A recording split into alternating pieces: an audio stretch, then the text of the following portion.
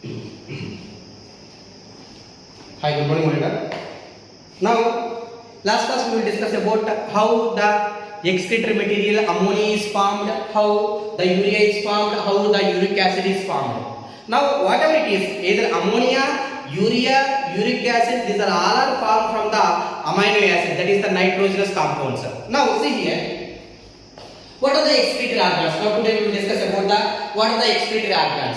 Suppose for us the excretory organ is what? Kidney is an excretory organ. But if we go for porifera, nidaria, ctenophora, platyhelminthes,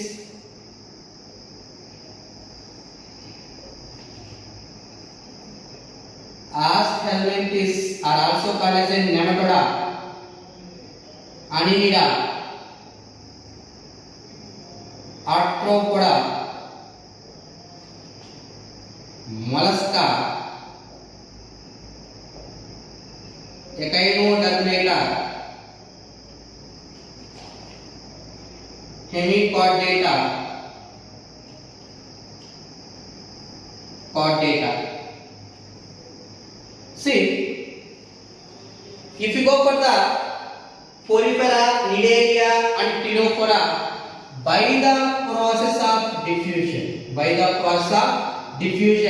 the excretory material is eliminated from their body. In that, if you go for porifera, through osculum, you know very familiar, the upper they having a large pore. I already said ostia, osculum. That's why upper layer having a large pore, that large pore is called as a osculum. Through osculum, the waste material is eliminated from their body by the process of diffusion. If you go for the nidaria and ctenophora, both it will be same through mouth,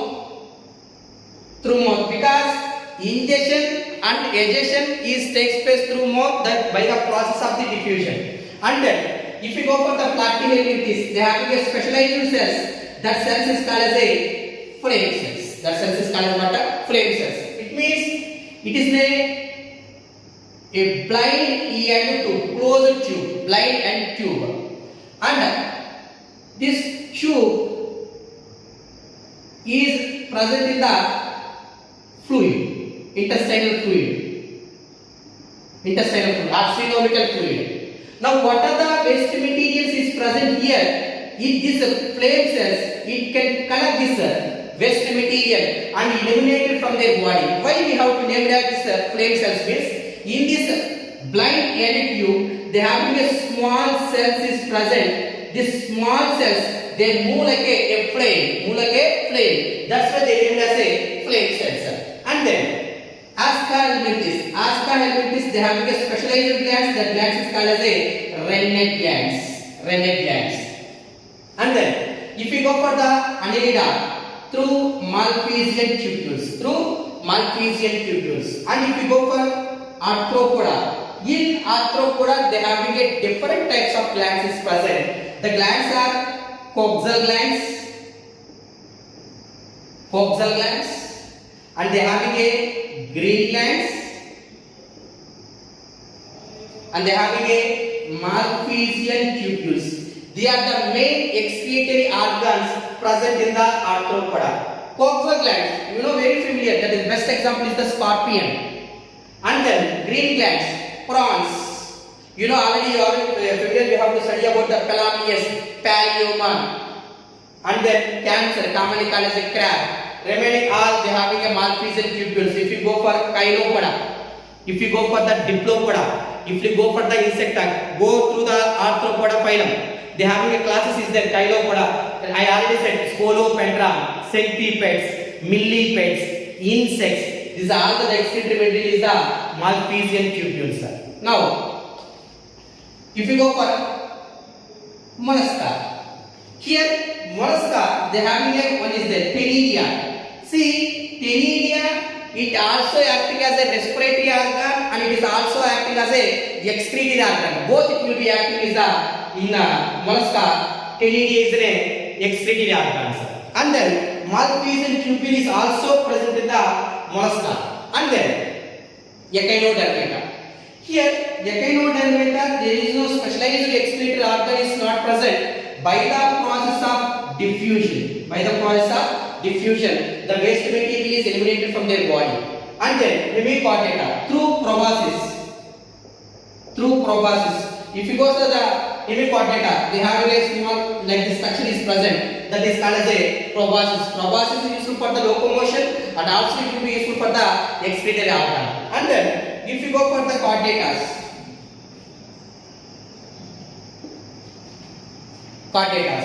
see in chordatas, pisces, amphibians, reptiles, apes and mammals. If you go for the pisces and the amphibians, they have a mesonephrical kidney. It means not that much of well developed kidney, and then reabsorption capacity is somewhat less. What is reabsorption means we will discuss later. And then if you go for the reptiles, apes and mammals, they having a metanephrical kidney, that is the well developed kidney is present. Now these are the excretory organs will be present from the porifera regions to the up to mammals. Now we will discuss about our excretory organ, that is what? Kidney. Now see,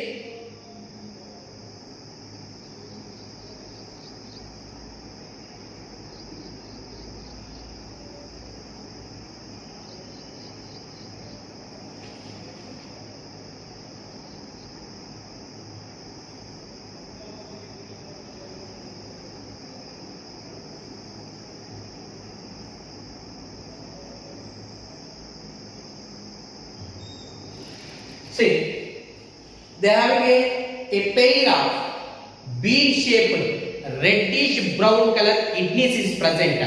This kidneys is present in the lumbar region. This is the third lumbar. See here, this part is called as cervical. This part is called as a thoracic. This part is called as a lumbar. Last thoracic to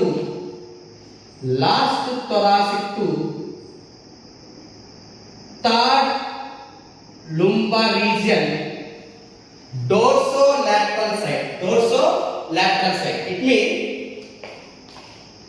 this is what? Cervical. This is the thoracic. Up to here we have the thoracic, and this one is the lumbar region. Here they having a dorsolateral side. This is called as a ventral and this is called as a dorsal. Dorsolateral side, they having a pair of kidneys which it is in a bean-shaped reddish in color. Exact location is the last thoracic to third lumbar region. Thoracic total they have get 12 vertebrates. From the 12th vertebrates to and then lumbar region. Lumbar they having a totally 5 vertebrates is present. Up to the third lumbar region, the exact location of the kidney is present. That is in the dorsolateral side. Now, this apex of the kidney, this apex. Here this is having a apex. This apex of the kidney is protected by 11th and 12th ribs. 11th and 12th ribs. That ribs is called as a floating ribs. Now, see here. The length of the kidney is the 10 to 12 centimeters. This is the length. And width is 5 to 7 centimeters. That is the width. And the thickness is the 2 to 3 centimeters thickness is present. That is a healthy kidney measurement. 10 to 12 centimeters length, 5 to 7 centimeters width, 2 to 3 centimeters thickness is present. Now, see here, the kidney, this is the convex, this is the concave shape. In concave shape, they having a notch. Notch means loku. They having a notch. This notch is called as a hilum. This notch is called as what? Hilum. Hilum is the part entry of renal artery, lymphatical vessels and nerves, and leaves of renal vein and ureter. అంటే హైలం గుండా లోపలికి ఏమేమి వస్తాయి అంటే renal artery వస్తుంది, లింఫాటికల్ vessels వస్తాయి, nerves వస్తాయి. హైలం గుండా ఏవి బయటకు వెళ్తాయి అంటే రీనల్ వెయిన్ బయటకు వెళ్తుంది, యూరిటర్ అనేది బయటకు వెళ్తుంది. Now kidney is covered by a fibrous capsule, that is called as a renal capsule. Renal capsule. Now it is covered with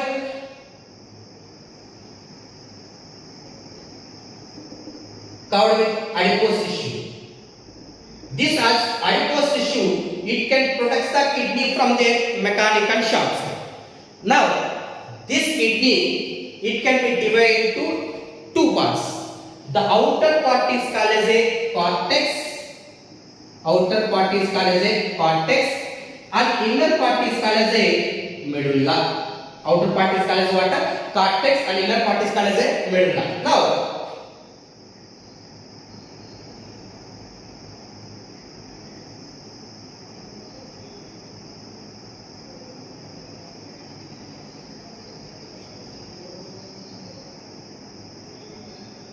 see, in medulla region, they having a conical shaped structures is present. This conical shaped structures is called as a renal pyramids. Renal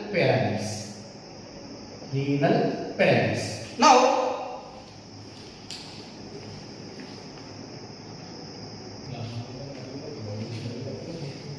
see, this conical shaped structure is called as a renal pyramids. Now,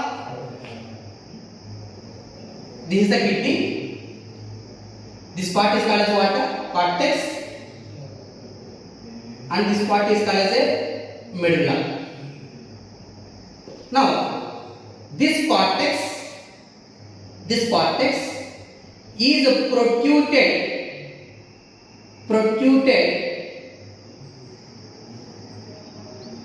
protruded between the renal pyramid. Now this part is called as a column of Bettini. This part is called as what? Column of Bettini. Now in this renal pyramid, the apex part is called as a renal papillae. This part is called as what? Renal papillae. Now here the structural and the functional unit of kidney is what? Nephron. Nephron is the structural and the functional unit of the kidney. Here, nephrons is two types of nephrons is present. One is the cortical nephron. Another one is the juxtamedullary nephron. Now, what is differentiation between the cortical nephron and the juxtamedullary nephron? Now you know very familiar. The nephron having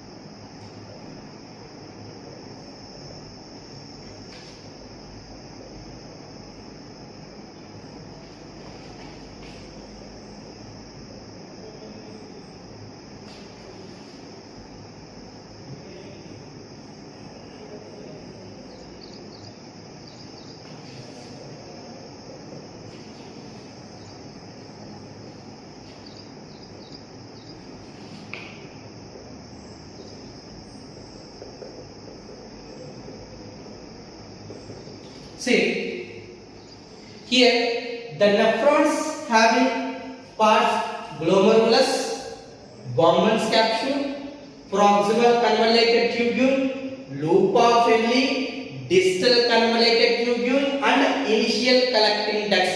These are the parts present in the nephron. Now I can note two types of nephron nephrons present in our body. One is the cortical nephron, another one is the juxtamedullary nephron. 70 to 80% is occupied by the cortical nephron, and 20 to 30% is occupied by the juxtamedullary nephron. Now the come to the point. Now what is the main differentiation between the cortical nephron and juxtamedullary nephron? Now you know very familiar. This is what? Renal pyramid. Now this is the like cortex region and this is the medullary region. Now this is the medullary region. This is the medullary region. Okay. Now this is Bowman's capsule, PCT, loop of Henle, DCT, initial collecting duct. This is collecting duct. This is glomerulus. Okay. This is what? Glomerulus. Bowman's capsule, PCT, loop of Henle, DCT, initial collecting duct. The same thing.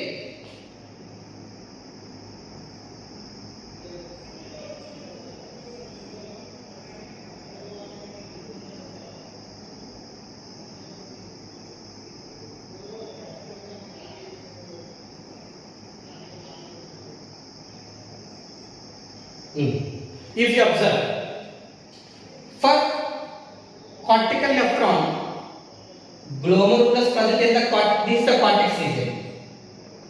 Glomerulus present in the cortex region, Bowman's capsule present in the cortex region, PCT is present in the cortex region. See here, the loop of Henle is very short, very short. It is not able to enter into the medulla. It is present in the apex of the medulla. It means short loop of Henle is present, and DCT is present in the cortex region. Initial collecting duct present in the cortex region. If you observe large collecting duct, keep in mind collecting duct not in the part of nephron. Initial collecting duct is in the part of the nephron, but the collecting duct is not the part in the nephron. See here, this collecting duct present in both the cortex region and also present in the medullary region. If you come to the point, juxtamedullary nephron, see the glomerulus is present in the cortex region, Bowman's capsule present in the cortex region, PCT is present in the cortex region. If you observe loop of Henle, long loop of Henle, see here they having a short loop of Henle, they having a long loop of Henle. It is enter into the depth of the medulla, that is the renal pyramid. And then DCT is present in the cortex region, collecting duct present in both the cortex region and the medulla region. Now what is the differentiation between the cortical nephron and the juxtamedullary nephron? Means in cortical nephron the loop of Henle is very short or it will be absent, and then if you go for the juxtamedullary nephron, the loop of Henle is the long loop of Henle is present. That is the differentiation between the cortical nephron and the juxtamedullary nephron. Now see here,